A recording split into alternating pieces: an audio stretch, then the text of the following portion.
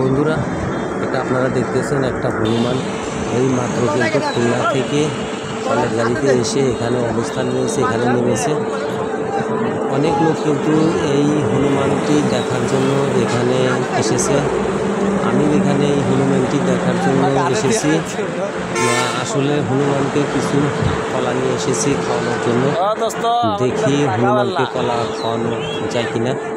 সামনে কিন্তু এই যে হনুমানের পিছনে কিন্তু কলা দিয়ে কিন্তু একটু ধাক্কা দিয়ে মানে একদম নিকটে কিন্তু ভিড়তে দিচ্ছে না, মানে কামড়ানোর আকর্ষণ করে।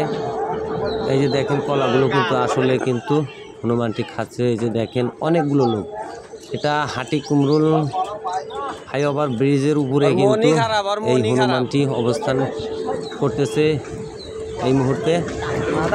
দেখেন এক পাশ থেকে কিন্তু আরেক পাশে এসেছে। এই যে দেখেন এখন উনি কিন্তু খুবই গভীরভাবে চিন্তা ভাবনা করতেছে, আসলে আমি কোন দেশে আসলাম, কীভাবে আসলাম, খুবই কিন্তু চিন্তা করতেছে। এই যে দেখেন অনেকগুলো কলা দেওয়া হয়েছে এখানে, সবগুলো কলাই কিন্তু প্রায় খেয়ে নিয়েছে।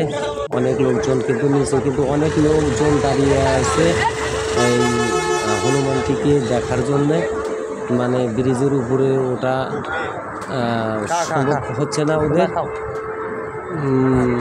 এই যে দেখেন আসলে কিন্তু কি সুন্দরভাবে কিন্তু কলাগুলো খাচ্ছে। এই যে দেখেন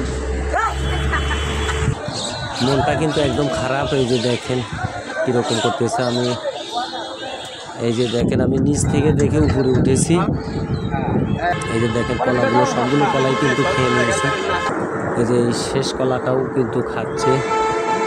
এই যে দেখেন কীভাবে আসলে হনুমানটি কীভাবে কলা খাইতেছে। আসলে এই যে ব্রিজের পাখার উপরে কিন্তু বসে আছে। অনেক দর্শক কিন্তু নিচ থেকে ভিডিও করতেছে, দেখতেছে। আসলে মস্ত বড় একদম কিন্তু অনেক বড়, আর লেবুটা কিন্তু অনেক বড় লম্বা। এই দেখেন এক পাশ থেকে আর এক পাশে